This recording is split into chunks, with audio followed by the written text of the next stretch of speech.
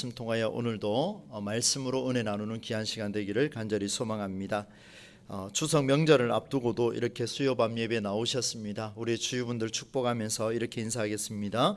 사랑합니다. 축복합니다. 사랑합니다. 축복합니다. 네, 행복한 한가위를 보내실 수 있기를 바랍니다. 지난주에 이어서 계속해서 우리 여호수아의 말씀을 좀 살펴보려고 합니다.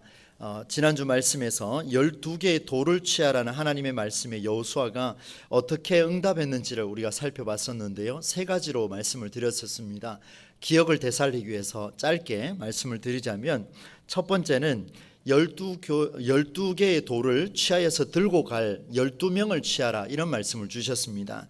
12명을 취한다라는 것은 바로 이 12명의 사람을 선출한 것은 언약궤를 메고 그 말씀을 살아낼 자가 필요하다라는 그런 말씀을 드렸죠.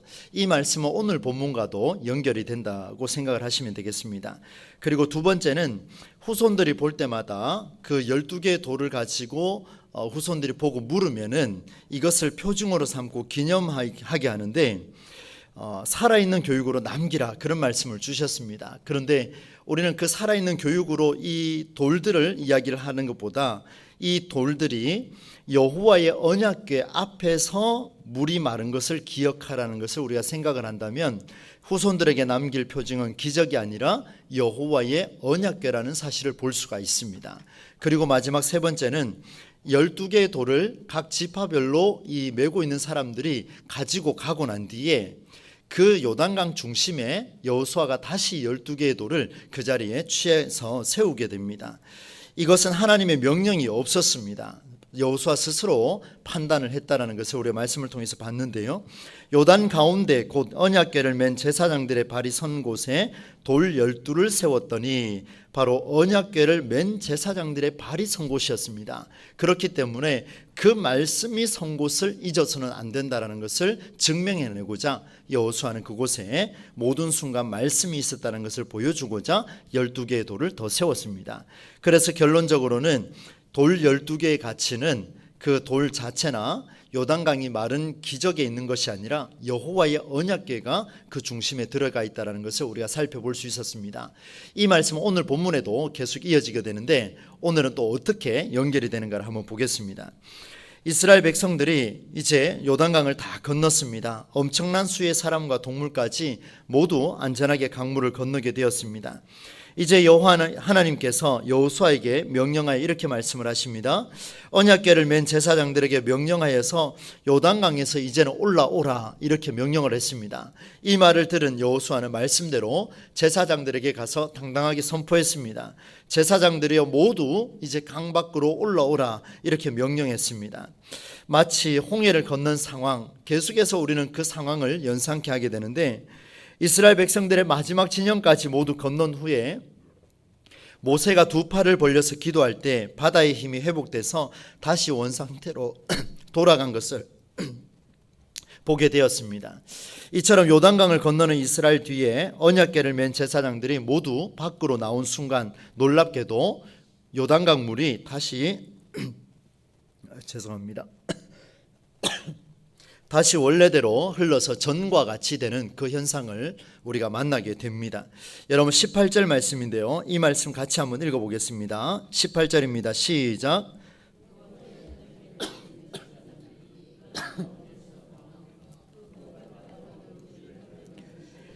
요단물이 본 곳으로 도로 흘러서 전과 같이 언덕에 넘쳤더라.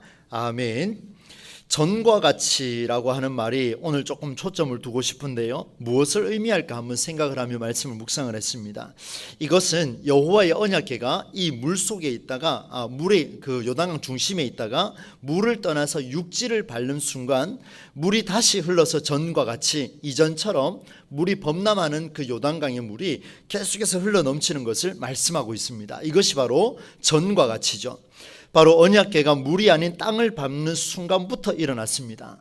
언약궤가 하나님의 말씀을 상징한다는 것은 우리가 이미 알고 있고 그 자체가 하나님의 말씀이었습니다. 그렇다면 말씀이 나를 떠나는 순간 범람하는 강물에서 벗어나지 못할 것이라는 중요한 사실을 오늘 본문이 우리에게 말씀해 주고 있습니다. 전과 같이 무엇을 의미합니까? 말씀이 살아있는 곳에서는 우리의 일상이 하나님의 역사로 나타나지만 말씀이 떠난 곳에서는 우리의 일상이 하나님의 역사와 상관없이 또다시 범람하는 요단 강물처럼 그렇게 흘러갈 수밖에 없다라는 그냥 일상일 뿐이다, 흔히 살아가는 일상일 뿐이라는 것을 보여줍니다. 여러분 기억하실 겁니다. 사울 이야기를 아실 텐데요, 여호와의 영이 떠나서 삶의 위기를 맞이했던 그 사울, 우리가 기억하고 있습니다. 하나님의 영을 떠난 자, 바로 말씀과 거리를 두었던 자가 사울이었습니다. 처음에 하나님께서 사울을 선택하실 때는 하나님께서 이스라엘의 초대 왕으로 기스의 아들 사울을 하나님께서 선택을 하셨습니다. 그리고 그에게 내 나라 내 백성을 위하여서 네가 이 나라를 이끌어주면 좋겠다라는 선언을 남기셨죠. 그러나 시간이 흐르면 흐를수록 사울은 하나님의 뜻을 거부하기 시작합니다. 이 뜻을 거부했다는 것은 하나님이 주시는 말씀을 거부했다는 거예요. 언약궤의 말씀을 거부했다는 것과 같습니다. 그러다 보니 여호와의 영이 떠나고 나니 하나님은 사울을 이스라엘의 왕으로 삼은 것을 심히 후회하셨다라고 하며 성경은 기록하고 있습니다. 사무엘상 16장 14절 말씀입니다. 여호와의 영이 사울에게서 떠나고 여호와께서 부리시는 악령이 그를 번뇌하게 한지라. 하나님의 영이 사울에게서 떠나버렸습니다. 여러분 요단강물이 하나님의 궤가, 언약궤가 그 중심에 쫙 들어가니까 마치 모세가 두 팔 벌려서 기도했을 때 홍해가 갈라졌던 것처럼 요단강물이 말라버렸습니다. 그런데 그 속에서 언약궤가 다시 육지를 밟고 올라오는 순간 요단강은 다시 범람하는 물로 바뀌어버렸습니다. 여러분 어떻습니까? 우리의 삶에 강물의 위험은 언제나 도사리고 있습니다. 누구에게나 있는 이야기죠. 그렇다면 오늘 우리는 이 강물의 위험이 가슴을 압박해 오더라도 그 강물을 마르게 하시는, 깨끗하게 마르게 하시는 언약궤 안에서 살아가면 분명히 달라진다는 것을 알 수가 있습니다. 그만큼 말씀이 중요합니다. 사랑하는 성도 여러분, 말씀이 있는 자리를 사모하라, 계속해서 제가 강조를 하고 있습니다.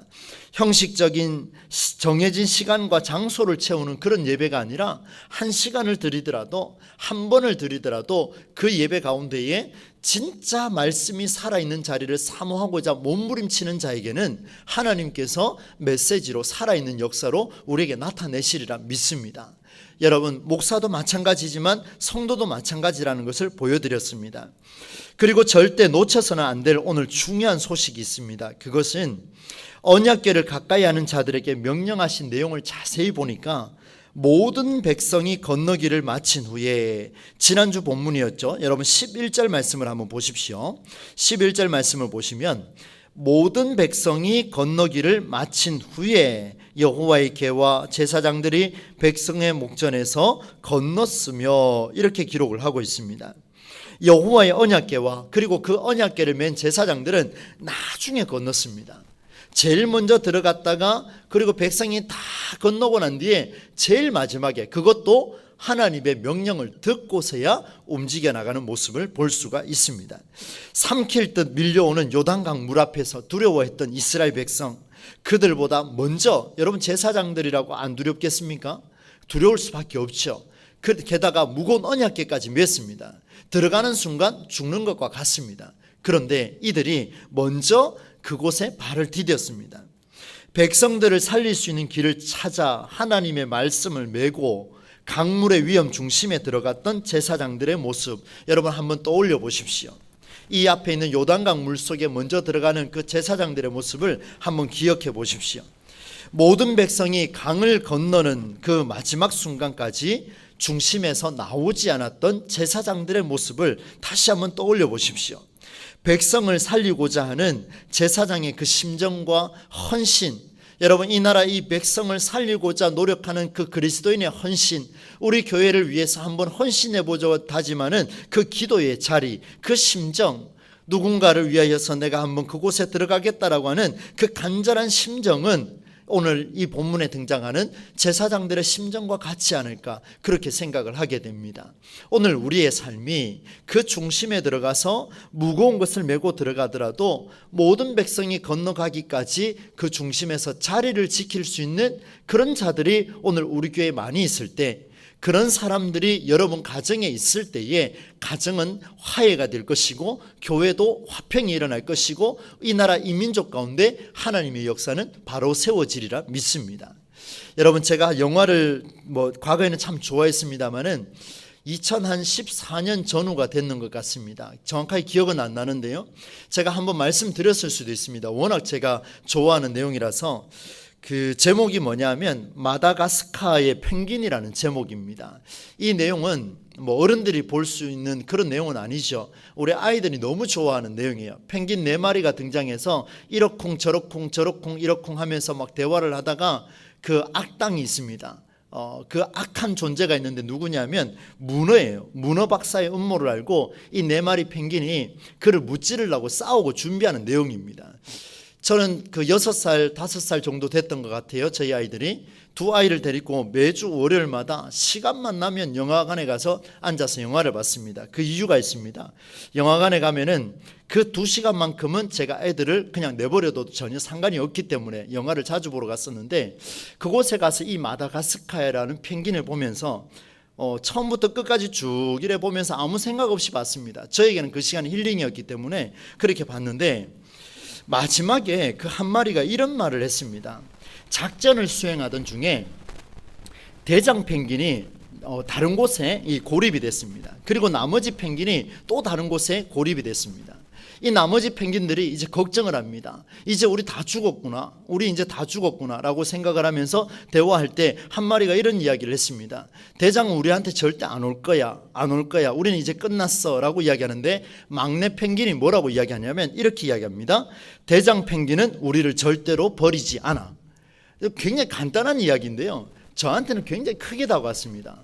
목회를 하는 이유를 발견하게 할 수 있을 정도의 만큼의 그 문구였습니다. 대장 펭귄은 절대 우리를 버리지 않아. 여러분 어떻습니까? 기독인은 민족의 아픔 속에서, 교회의 어려움 속에서, 가정의 고난 안에서 피하고 도망가는 그런 존재가 기독인이 아닙니다. 그리스도인은 그 고립된 상황 속에 어떻게든 들어가서, 요단강과 같은 그 범람하는 그 물속에 어떻게든 들어가서 백성들을 살리고자 몸부림치는 자가 누구냐면 그리스도인입니다. 그래서 그리스도인이라는 이 이름 자체가 굉장히 귀하고 정말 값비싼 용어라는 사실을 우리가 생각할 수가 있습니다. 저와 여러분은 그만큼 값이 비싼 존재들입니다. 여러분 아시겠죠? 만일 가정을 살리며 자녀를 살리는 아버지와 어머니로서의 역할을 난 최선을 다했다, 여러분 그것은 내 가정, 내 자식의 차원을 넘어서지 못한 것과 같습니다. 여러분, 내 아버지와 어머니로서의 역할은 그럼 다른 가정의 아이들은 돌볼 생각이 없는 거죠. 여러분, 그리스도인의 삶은 조금 더 깊이 들어가야 됩니다. 무엇인가 하면 무작정 인간의 열정으로 앞장서는 뜻이 아니라 범람하는 요단 강물에 가장 먼저 발을 디딘 제사장들처럼 오늘 우리에게는 이런 신앙의 용기가 필요합니다. 중요한 것이 있습니다. 이런 신앙의 용기보다도 더 중요한 게 있는데, 언약궤를 맨 제사장들이어야 한다는 사실입니다. 여러분, 인간의 열정으로 물속에 뛰어들면요, 수영을 정말 잘하고 컨디션이 가장 좋은 사람은 또 빠져나올 수 있을 겁니다.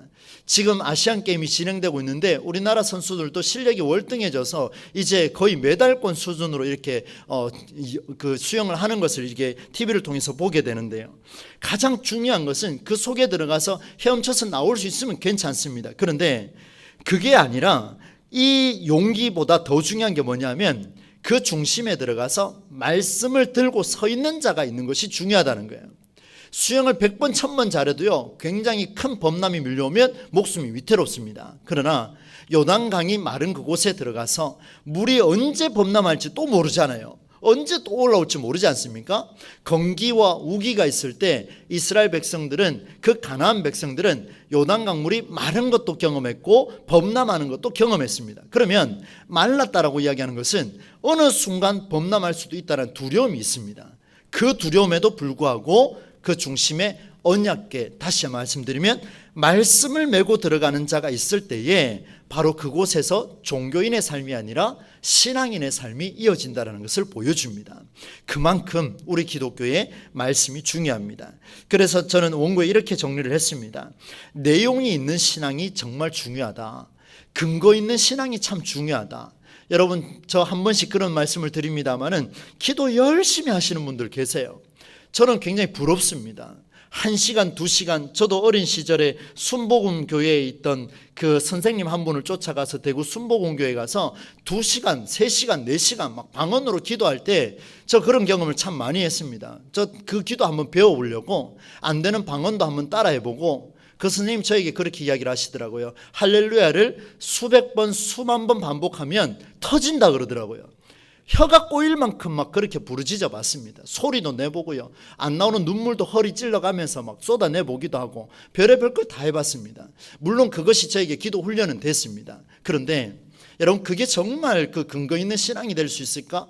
지금도 되돌아보지만 그것은 근거 있는 신앙이 아닙니다. 시간을 투자하고 금식하고 부르짖는다고 해서 되는 게 아니라 내용을 가지고 기도를 해야 됩니다. 내용을 가지고 대화를 해야 되죠. 여러분, 부부간에 서로 대화하면서 일방적으로 계속 이야기하면 힘듭니까? 안 힘듭니까? 힘듭니다. 내용을 가지고 대화를 해야 돼요. 정확한 내용을 가지고 대화를 해야 풀려나갑니다. 부모와 자식 간에도 마찬가지입니다. 여러분, 목회자와 성도 간에도 마찬가지입니다. 저와 여러분이 대화할 때는 언제나 말씀을 가지고 대화해야 됩니다. 사적인 대화를 하면 힘들어집니다. 왠지 아시죠? 제가 그 선배 목사님들한테 참 많이 들었던 게 뭐냐면 어느 쪽도 편들지 마라. 여러분 뭐 편하게 들으실 수 있는데 저한테는 굉장히 중요합니다. 이 기준에서 한쪽으로 편을 드는 순간 끝난다는 이야기예요. 특히 정치적인 색깔은 드러내지 마라. 저는 앞으로도 드러낼 생각이 없습니다. 저의 정치적인 색깔은 이 나라 이 민족을 위해서 기도하는 것밖에 없습니다. 그게 저의 색깔입니다. 궁금하시죠? 그게 저의 색깔이에요. 여러분, 확실합니다.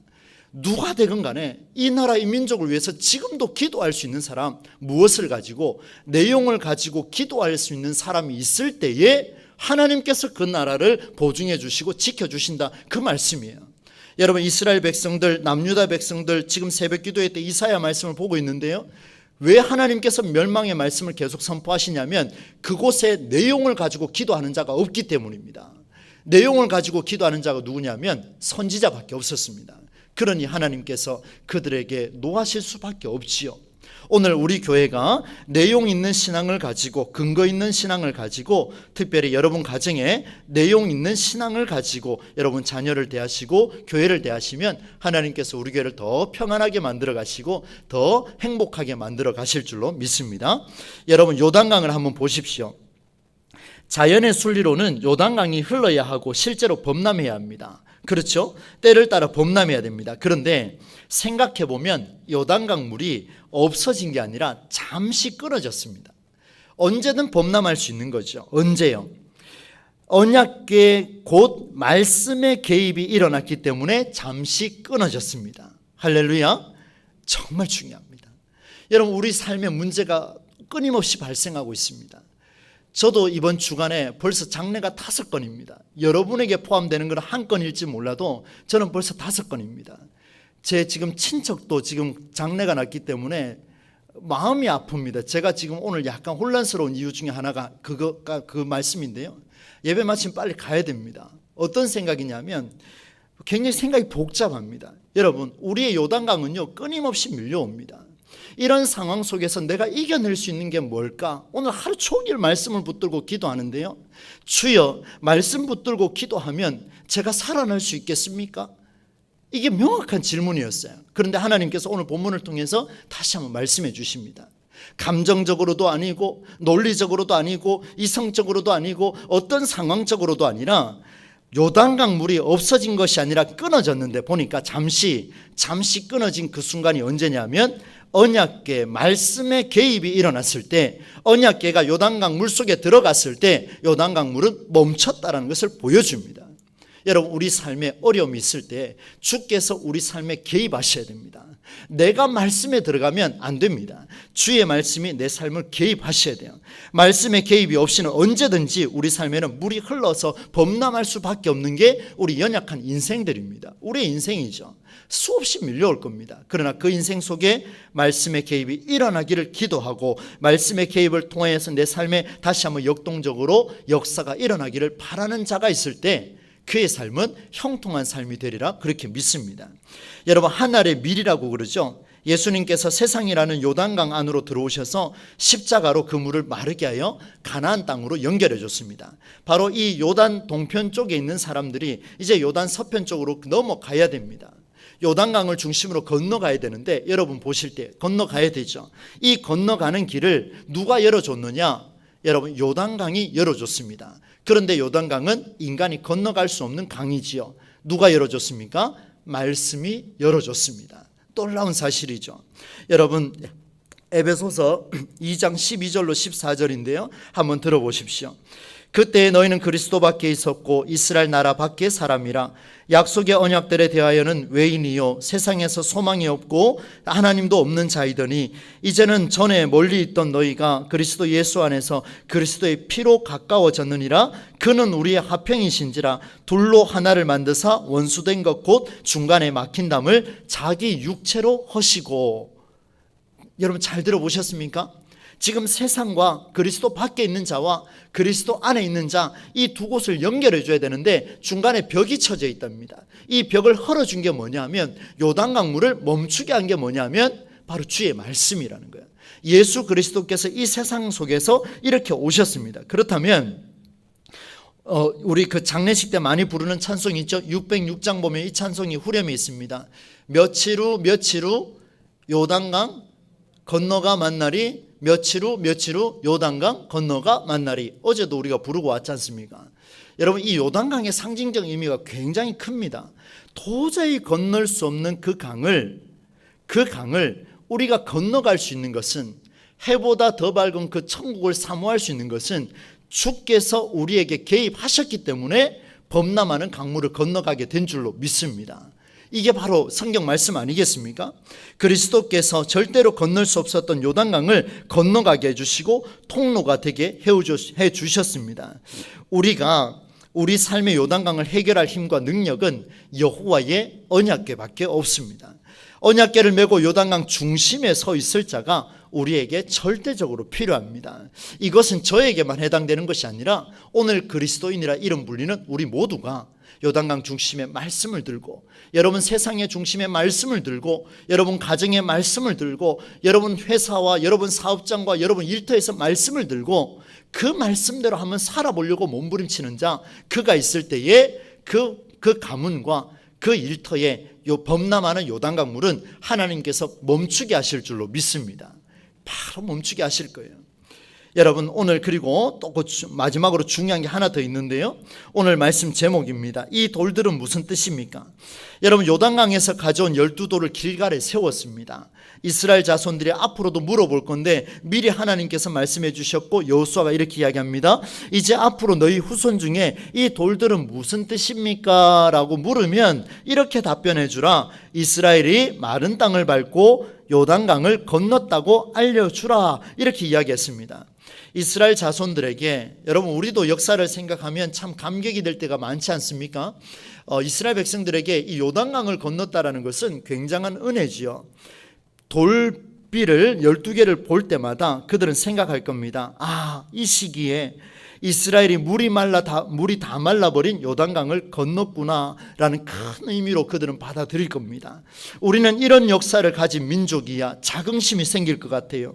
어떤 상황에도 이겨낼 수 있는 자신감을 불어넣어줄 중요한 역사적 현장이 요단강 도하 사건입니다. 하나님께서 이스라엘 백성들에게 이것을 주셨어요. 그런데 여러분 성경 한번 보십시오. 22절 같이 읽겠습니다. 시작. 너희는 너희의 자손들에게 알게 하여 이르기를 이스라엘이 마른 땅을 밟고 이 요단을 건넜습니다. 끝났습니다. 여러분 보세요. 21절에 보니까 이 돌들은 무슨 뜻입니까? 물으니까 그렇지, 너희 자손들에게 알게 하라. 이스라엘이 마른 땅을 밟고 이 요단을 건넜다. 끝났습니다. 여기서 딱 끝을 맺으면 돼요. 그런데 희한하죠. 성경은 23절과 24절이 있습니다. 왜 23절과 24절을 주셨을까 고민이 되었습니다. 여러분, 우리 결론에 해당되는데요. 23절과 24절 말씀을 같이 한번 합치면서 한번 읽어보겠습니다. 시작. 너희의 하나님 여호와께서 요단물을 너희 앞에서 마르게 하사 너희를 건너게 하신 것이 너희의 하나님 여호와께서 우리 앞에 홍해를 말리시고 우리를 건너게 하심과 같았나니 이는 땅의 모든 백성에게 여호와의 손이 강하게 하신 것을 알게 하며 너희가 너희의 하나님 여호와를 항상 경외하게 하려 하심이라 하라. 아멘. 오늘 중요한 결론입니다. 다른 건 다 또 지나가더라도 오늘 이 말씀은 꼭 한번 새겨보십시오. 하나님께서 12개의 돌을 취하라. 그래서 여호수아와 각 지파별로 선택된 사람은 돌을 이고 왔습니다. 그리고 길갈에 12개를 세웠습니다. 그곳에서 하나님 말씀하시는데 너희 후손들이 물으면 이 요단강을 마른 땅을 밟고 건너왔다. 이 역사적인 순간을 기억하라. 너희 후대에 물려주라. 여기까지 왔습니다. 이것밖에 없었어요. 그런데 오늘 여호수아가 뭐라고 이야기하냐면 여호수아가 정확하게 알았습니다. 뭔가 하면요, 여러분, 요단을 건너게 하신 것은 홍해를 건너게 하심과 같이 놀라운 사건입니다. 그러나 이렇게만 기억하면 여전히 우리는 기적신앙에서 벗어나지 못할 것입니다. 왜요? 여러분 보세요. 이스라엘 백성들이 요단강을 건너왔습니다. 그러나 그 후손들은 다시는 요단강을 건너갈 수 있는 그런 기적을 이들은 똑같은 것을 경험할 수가 없습니다. 여호수아가 정확하게 알았어요. 너희 후손들이, 너희 손조가 이 요단강을 마른 땅을 밟고 건넜다라는 것만 계속해서 이어주면 이 사람들은 뭐라고 생각하냐면 우리 선조들은 기적을 경험한 백성이구나, 우리도 기적을 경험할 수 있겠구나, 우리도 요단강을 건널 수 있겠구나. 요단강과 같은 똑같은 기적이 일어나지 않으면 이들은 하나님을 놓칠 가능성이 거의 높습니다. 여러분, 제가 실제로 경험을 했습니다. 저도 어린 시절부터 많이 방황을 했습니다. 방황한 이유가 뭐냐면 바로 이 점이었습니다. 부모님으로부터 이런 이야기 저런 이야기 기적 이야기 너무나 많이 들었습니다. 그런데 그 많은 기적 이야기 1부터 몇 가지인지 모르겠어요. 너무 많아가지고 그 많은 기적 이야기 저에게 해당되는 게 단 한 가지도 없었습니다. 만약에 제가 그 기적만 믿고 지금까지 따라왔다면 제 부모를 볼 때마다, 주암산 기도원을 생각할 때마다, 대구산 기도원을 생각할 때마다, 천재단 기도원을 생각할 때마다, 여러분 한번 보십시오. 그것만 기억했다면 저는 이 자리에 설 수가 없었습니다. 항상 무엇을 생각했을까? 오늘 여호수아를 보니까 정확하게 알았습니다. 앞으로도 사랑하는 성도 여러분, 오늘 우리는 우리 교회의 다음 세대에게, 여러분의 자녀들에게 기적 이야기보다 그 기적 이야기의 이면에 깔려있는 놀라운 섭리를 알려주어야 됩니다. 그 섭리가 뭐냐면 선조들의 역사적인 사건을 통해 남기고 싶었던 유일한 것, 바로 여호수아가 이것을 생각했습니다. 다음 세대가 역사적 사건을 떠올릴 때마다 더 하나님을 붙잡아야 되겠노라. 똑같은 기적이 일어나지 않으면 나는 기독교를 떠나겠다 말하는 사람이 나오지 않도록, 똑같은 기적이 아니라 어떤 상황이 주어진다 할지라도 하나님을 붙들 수 있는, 바로 24절 말씀처럼 여호와의 손이 강하게 하신 것을 알게 하며 너희가 너희의 하나님 여호와를 항상 경외하게 하려 하심이라. 여호수아가 위대한 이유가 바로 이 점이 아니겠습니까? 그는 그 후손들에게 기적을 알려주지 않았습니다.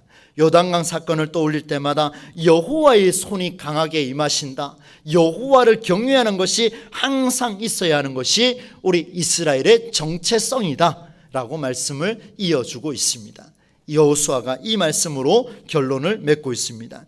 오늘 두 가지를 말씀을 드렸습니다. 하나는 아무리 범람하는 요단강이라 할지라도 말씀의 개입이 일어나면 그 물은 잠시라도 끊어질 수 있다는 것, 말씀의 개입이 강하게 일어나면 세상이라는 요단강 중심에 그리스도께서 오셔서 구원을 보여주신 것처럼 여러분의 삶의 요단강 속에 하나님께서 역사하시면, 말씀이 개입하면 그곳에 물이 범람하던 것이 말라지는 역사가 일어나게 될 줄로 믿습니다.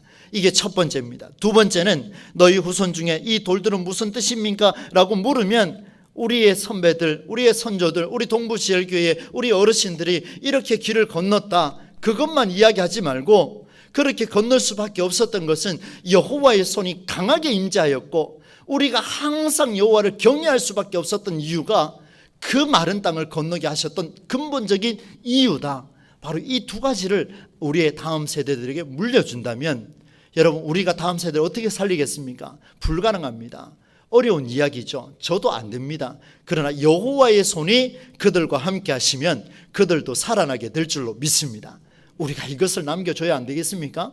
오늘 이 두 가지를 잘 기억하셔서 기적이 아닌 여호와 하나님을 믿는 신앙, 하나님께서 말씀의 개입을 통하여 우리의 삶을 역동적으로 이끌어주는 놀라운 신앙의 습관과 신앙의 전통이라면 전통이 되겠죠. 신앙의 전통이 오늘 저와 여러분을 통해서 우리 교회와 여러분의 가문에 넘쳐나기를 주님의 이름으로 간절히 축원합니다. 찬송과 함께 부르겠습니다. 31장 부르시면서 우리 가운데 말씀으로 개입하시는 그 하나님께 찬양을 드리도록 하겠습니다. 31장입니다.